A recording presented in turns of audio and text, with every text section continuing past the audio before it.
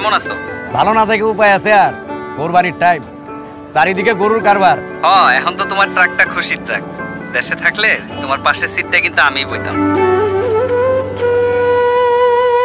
পাশের সিটটা খালি আছে, কাউরে বইতে দেই না। আজিজ ভাই, গরুগুলো ঠিক মতো পৌঁছে দিও। ডেলিভারি নিয়ে কোনো টেনশন নাই। কেন, তোমার পথের খরচের টাকা। আর শোনো, ট্রাকটা ঠিক মতো দেখে রাখো।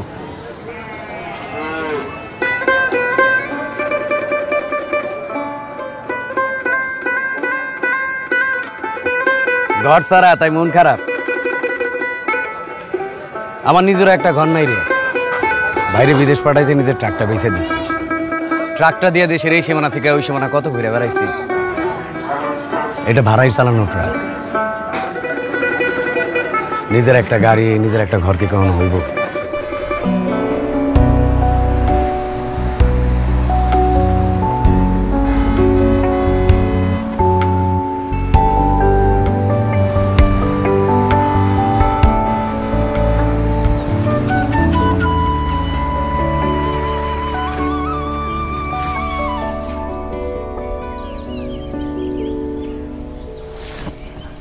আপনার পোলা একদম আপনার মতোই হয়েছে, সারাদিন বাড়ি বাড়ি ঘুরে আর কোরবানির গরু দেখে।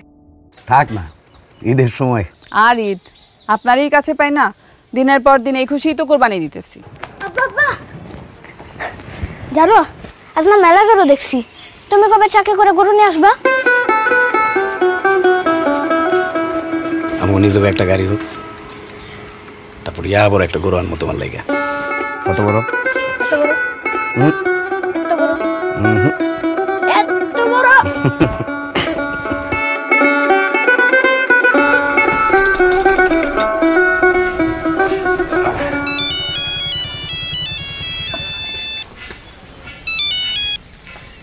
হ্যাঁ হ্যালো।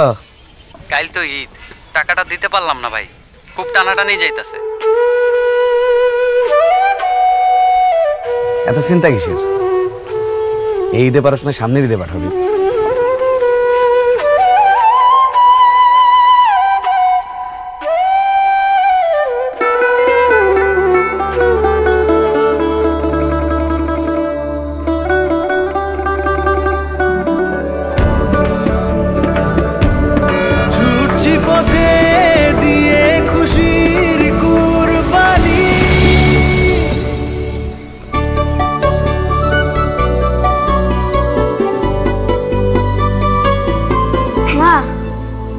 আইজ আব্বাইব না? রাত দিন যায় ঘরে ফেরার অপেক্ষায়, আসবে কবে কাছের মানুষ।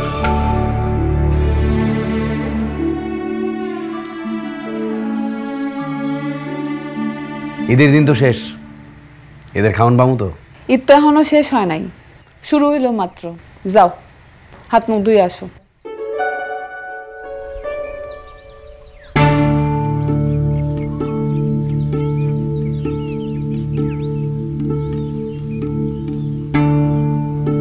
ঘর ফিরে পাইছো? এই ঈদে টাকা দিতে পারি নাই। এমন না দিতে পারা অনেক টাকা জমায়া তোমার জন্য কিনছি নতুন ট্রাক।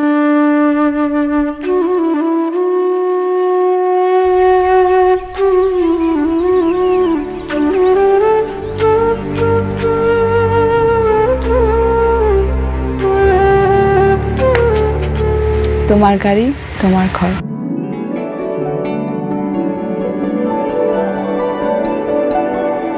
এমন সব মানুষের আত্মত্যাগের ঘটনাগুলো আমাদের অজানা নয়। তাই তো ঘরের কাছে, গাড়ির কাছে ফেরার আপনাদের আকুতিটা আমরা বুঝি। আত্মত্যাগের সুবাস ছড়িয়ে যারা চারপাশের মানুষদের ভালো রাখার চেষ্টা করেন, তাদের জানাই ঈদের শুভেচ্ছা। ঈদ মোবারক।